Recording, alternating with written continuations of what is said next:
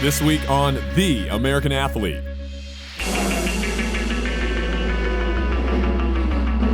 Hi, I'm Scott Dixon, driver of the number 9 PNC Bank IndyCar, and this is The American Athlete.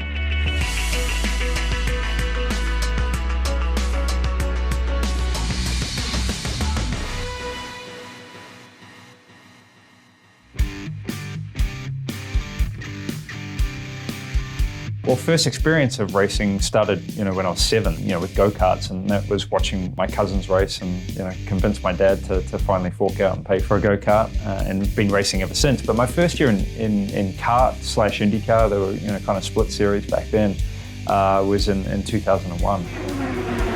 That season was crazy, to win my first race, I think within the first 4 races of the season.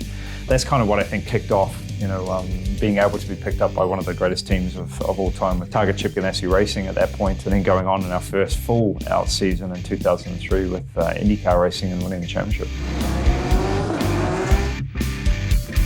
My name is Emma Davies Dixon. I've been actually an 800-metre runner since I was 12 years old. That's when I fell into the sport, and I was turned professional when I was 14. I started running for Great Britain. I got my first GB vest at 15. So then it was championships, Commonwealth Games, Europeans, Worlds. It's a very stressful environment. So, I think that's why having that family like Scott's so lucky to have been with the team now for 17 years. I think that might be a little bit of the reason behind his success as well, is that as much as he's working with people, they're family to him. For me, it feels gratifying in so many ways, but for me, I don't know, I always don't want to disappoint, whether it's, my mum and dad that, first initiated it, to my wife, who's extremely competitive, and if she thinks I didn't give it my all one day, she'll let me know about it.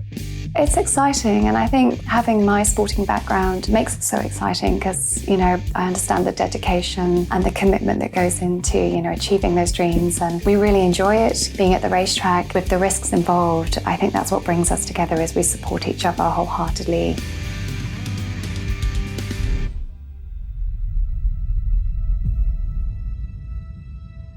Born racer, one, I'm not super open with that stuff. So for me, it was not a hard decision, but something that we had to spend a lot of time thinking about. A couple of companies had reached out to us prior to the movie being made about doing something similar. And Scott was very much like, no, it's not my style, I'm so private. Especially opening up the family life, and, we've got 2 young kids. It was more that, there is going to be a time a little bit further down the road where we'll be sitting and looking back on what a great time that we had at the racetrack, and this is going to be amazing for our grandchildren. But you've also got the pressures of a normal racing season that you've got to think more about. You're welcoming 6 to 8, 10 people that are going to be in your house, they're going to be in the motorhome, they're going to be immersed in the team. The actual experience itself was amazing. Universal were fantastic.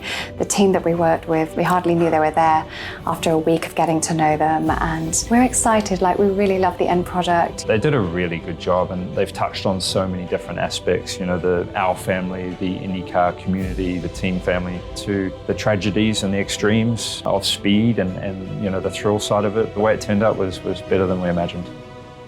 I actually was like, Scott, we're actually really uninteresting. I was like, let's have an argument.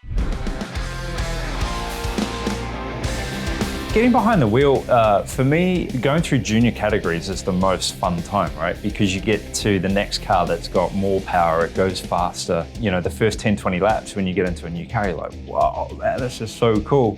And then you just get used to it. So unfortunately with IndyCar, I've been doing it now for, 17 plus years. And, when you take the off season, you get back in the car, it's still a car with 800 to 1,000 horsepower. It catches your attention, but, the speeds and stuff, you get used to it. The only time that, you really feel the major effects of it, when you're doing 250 miles an hour in qualifying at Indianapolis going into turn 1, and you lose control of the car and the wall's going 0.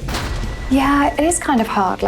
As much as, I can smile about the sport and say, oh, we get to travel here and, it's super exciting. I won't lie, come race morning, I'm a bag of nerves, and a lot of my best friends have lost their husbands in this sport, and, we're godparents to some of those children that their dads are no longer here. It's kind of the the thing nobody talks about. And I think that's what, in Born Racer, they've really brought that aspect in of this is the seriousness of it and how extreme it can be. And it is the unfortunate part of the business, but it also brings to light, the risks, not just for the drivers. We're very selfish, right? We love doing what we do. It's an amazing job. We're very privileged in many ways, but it takes a split second for something to go extremely wrong. That's what keeps me driving. I think, certain things evolve into that, but, the main thing now is probably the competition. I think, trying to be the best in the world. When you look at it on the grand scale, the second on the list behind AJ Foyt, third on all times wins list behind AJ Foyt and Mario Andretti, it sounds weird. AJ Foyt, Mario Andretti, Scott Dixon, Michael Andretti, and then the answers, it's just bizarro, but I love it, man. It's a fantastic sport, and I hope I continue for many years.